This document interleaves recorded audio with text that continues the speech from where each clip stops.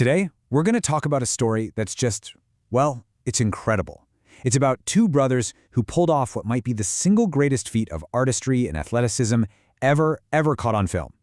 And yet, I'm willing to bet most of us have never even heard their names. So let's fix that. So let me ask you this. What do you think is the single greatest dance scene in movie history? I know, it's a huge question. You're probably picturing Gene Kelly splashing around and singing in the rain, right? Or maybe Fred Astaire literally dancing on the ceiling. But what if I told you the real answer involves a move so gutsy, so dangerous, it almost seems to defy physics itself? Okay, picture this. You've got two dancers at the very top of a huge, grand staircase. One of them leaps completely over the other's head and lands below in a full split. Then they get up and do it again and again, all the way down the stairs. But here's the truly mind-blowing part. They did this in one single take. No nets, no wires, no safety gear, nothing. The amount of trust and sheer perfection that requires, it's just staggering to even think about. That absolutely incredible sequence comes from a 1943 movie called Stormy Weather. And among dancers, it's so legendary that it's just known as the staircase dance. That's all you have to say. 1. That's how many tries they needed to get it perfect. Not 5, not 20, just 1. One single, flawless take that has never ever been duplicated. It's just one of those perfect moments of movie magic. So, who on earth were these guys? Who could possibly pull off a stunt that insane and make it look as easy as breathing? Well, let's meet the men behind this impossible leap. They were Harold and Fayard Nicholas, the Nicholas brothers. They were two African-American brothers who just completely turned the world of tap dance upside down back in the 30s and 40s. See, they weren't just dancers. They were acrobats. They were true innovators. They created this whole new style, what people called flash dancing.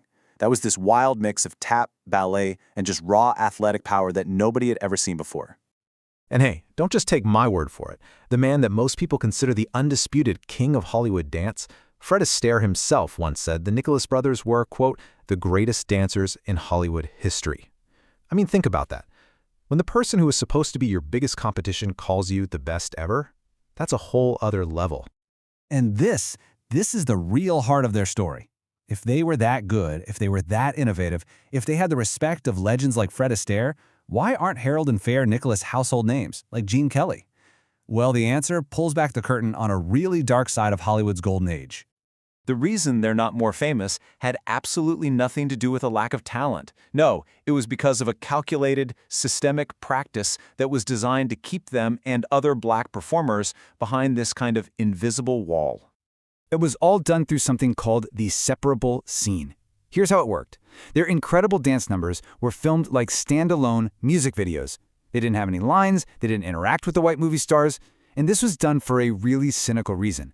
So that movie theaters in the segregated American South could literally take a pair of scissors, snip their scenes right out of the film reel, and no one would know the difference. They could just be erased. And this just perfectly lays out the insane double life they were forced to live. On screen, they were headliners, they were stars, but the second the director yelled cut, they walked right back into a segregated America. They couldn't eat at the same restaurants as the co-stars who just told them how brilliant they were. They couldn't stay in the same hotels. They could perform for 1,000 people, but they were literally barred from sitting in that same audience to watch the movie themselves. So, for decades, because their scenes were so easily caught and their roles were completely minimized, their legacy was just kind of forgotten by the mainstream. But you know what? Genius like that, it can't stay buried forever. This timeline really shows you the long winter their legacy went through. After that amazing peak in 1943, they slid into decades of relative obscurity. It really wasn't until the 80s and 90s that film historians and dance experts started digging back and doing the really important work of documenting just how revolutionary these guys truly were. And once you see their work, you see their influence everywhere. It's undeniable. You can see the DNA of their smooth, gravity-defying style in Michael Jackson's moonwalk. You can feel their rhythm in the groundbreaking tap of a genius like Savion Glover. Honestly, their showmanship has inspired countless dancers right up to today. So, what's the big takeaway from all this? The story of the Nicholas brothers, it's about so much more than just dance. It's about history itself, and who gets to be a part of it. And here's the crucial point. Their story is powerful proof that who we remember and who we forget is not an accident. History isn't just a list of facts. It's a story. And for a very long time, there was an entire system actively working to write people like the Nicholas brothers right out of that story. And that leaves us with a pretty important question to think about. Learning about the Nicholas brothers makes you wonder, who else is out there?